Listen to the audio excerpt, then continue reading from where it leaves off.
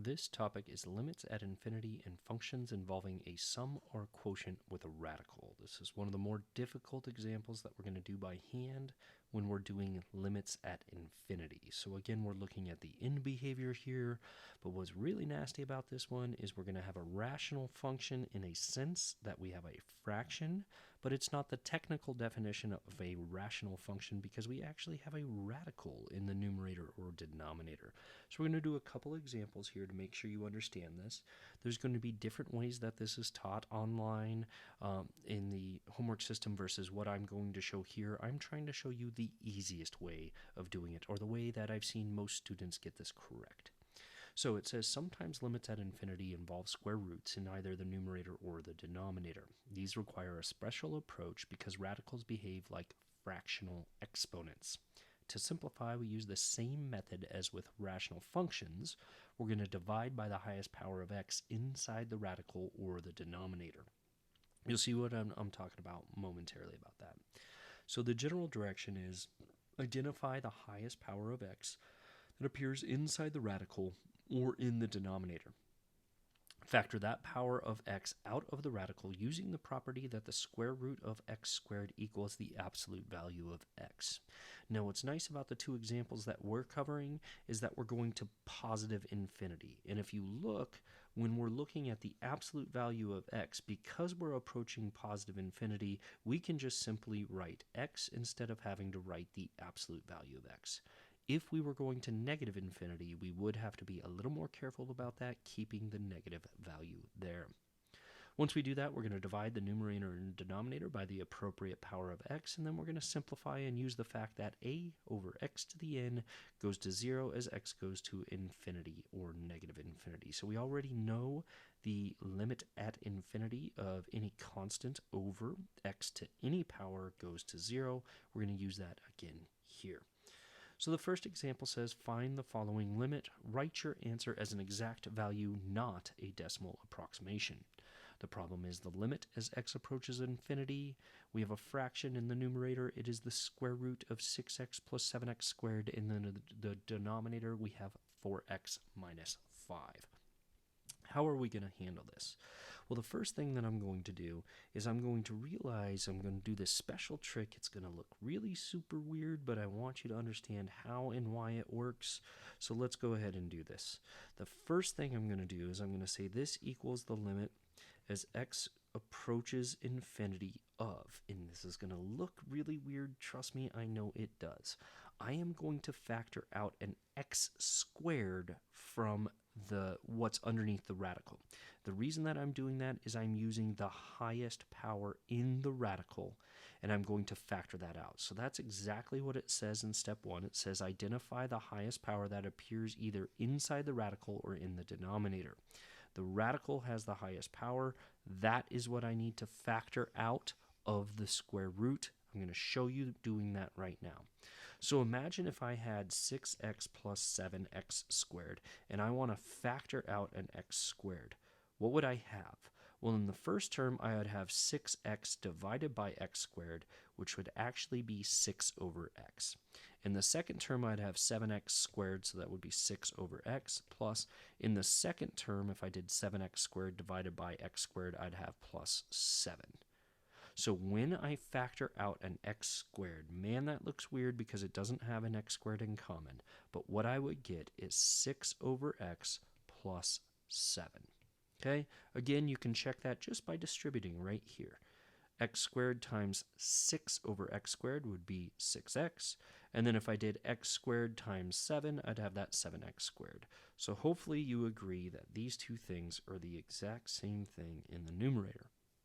And the reason I do that is because when we have a radical and we have a product, we can actually separate that radical into two separate pieces. So what this actually equals is the limit as x approaches infinity of, well, I can look at it as the square root of x squared times the square root of 6 over x plus 7, and then in that denominator I have 4x minus 5. Okay? Now it's saying what we need to use is the fact that the square root of x squared is always equal to the absolute value of x. In this case, because we're looking at x goes to infinity, the absolute value of x is the exact same thing as x. The absolute value of a positive number, because we're plugging in positive numbers, is that positive number. So really this right here, this piece right here, only because we're going to infinity, this goes to a value of x. So this is equal to the limit as x goes to infinity of x times the square root of 6 over x plus 7, and then all of that is over 4x minus 5. Okay, what's the trick now? The trick now is we're going to divide the numerator and denominator by the appropriate power of x. Notice the highest power in the denominator is just an x, so we're going to divide everything by x. Remember, mathematically, that's the same thing as multiplying both the top and bottom times 1 over x. So when we do that, what would we have? Well, we'd still have the limit as x approaches 0. We are putting our equal signs here. In that first term, we're going to have x over x times the square root of 6 over x plus 7. In the denominator, we're going to have 4x over x minus 5 over x. So all we did was divide every single term by x, and I just put the 1 in the numerator on below that x. So x over x, that's just a 1. 4x over x, that just goes to the number 4. And then we have that 5 over x. So we have the limit as x approaches infinity. In the numerator, I have the square root of 6 over x plus 7. In the denominator, I have my first term was a 4, and my second term was a minus 5 over x.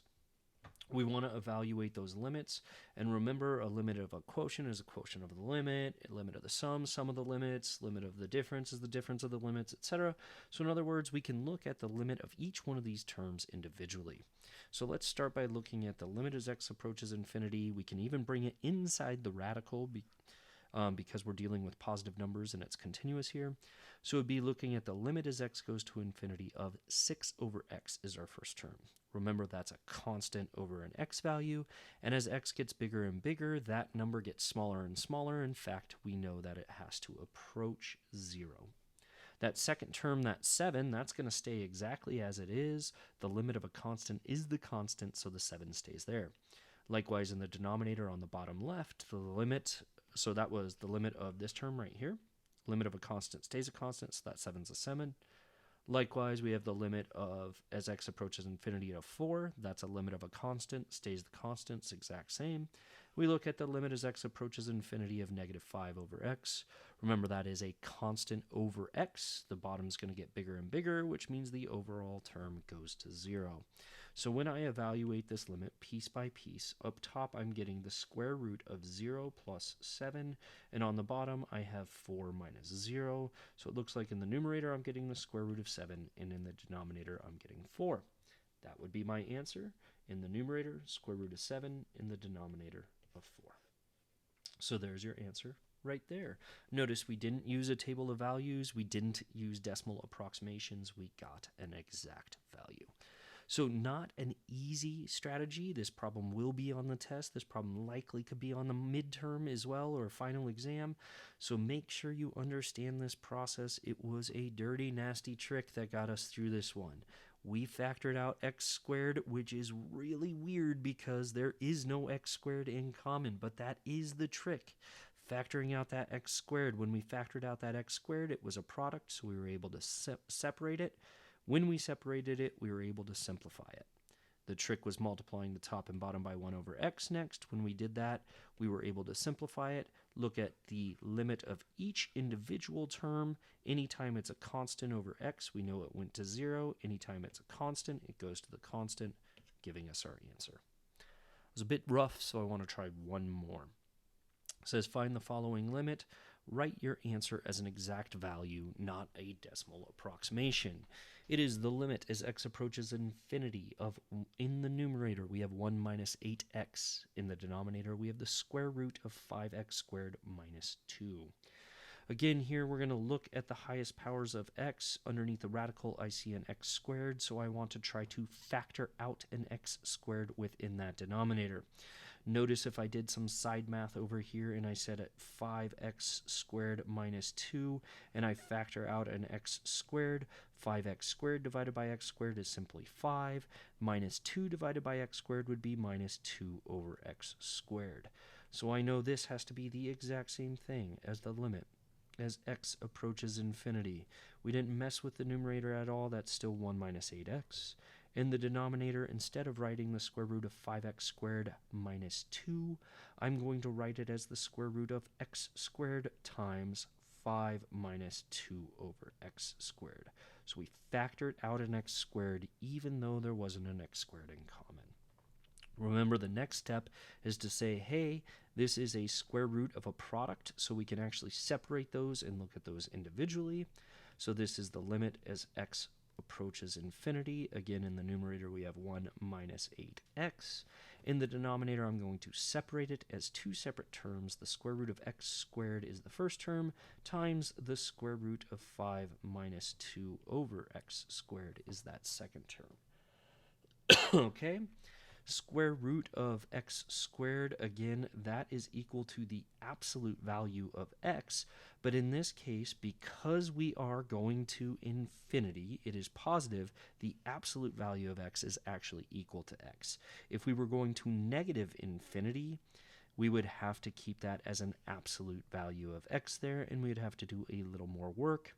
It's to positive infinity. I don't want to confuse you, so I'm not going to go any further with it. Okay? So this is the limit as x approaches infinity. Up top we had 1 minus 8x. On bottom we have an x times the square root of 5 minus 2 over x squared. Again, the highest power in the denominator is just an x, so that means we are going to multiply, I actually need a pin here.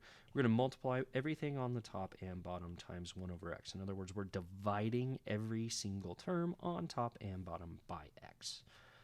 So I'm going to have the limit as x approaches infinity. I'm going to take that 1 and divide it by x. Then I have that minus 8x. I divide it by x. On the bottom left, I have that x divided by x, and then I have the square root... Oh, sorry, that's it. Yep. I have the square root of 5 minus 2 over x squared. That's still left over, right? X over x simplifies to a 1. 8x over x simplifies to an 8. So this is the same thing as the limit as x approaches infinity of 1 over x minus 8 all over 1 times the square root of 5 minus 2 over x squared. Instead of finding the limit of everything, we're going to find the limit of each individual term individually. The limit as x goes to infinity of 1 over x. We have a constant over x. As x gets bigger and bigger, the overall fraction is going to get smaller and smaller, and it's going to approach 0. When I look at that next term, the limit as x goes to infinity of negative 8. Negative 8 is a constant. The limit of a constant is that constant, so that goes to negative 8. I look at that next term, the limit as x goes to infinity of 5. Again, a limit of a constant is that constant, so that term goes to 5. And the last term, the limit as x goes to infinity of negative 2 over x squared. Again, we have a constant on top, we have x on bottom, so my denominator is going to get bigger and bigger, which makes the overall thing get smaller and smaller. So this term actually goes to 0. So when I evaluate those limits individually, in the numerator I get 0 minus 8. In the denominator, I end up with the square root of 5 minus 0. So this is going to be negative 8 over the square root of 5. You could rationalize the denominator in that by multiplying by root 5 over root 5 and simplifying. If you do that, you end up with negative 8 square root 5. And then on bottom, square root of 5 times square root of 5 is just 5. So that should be our answer, negative 8 root 5 over 5. I hope that helps.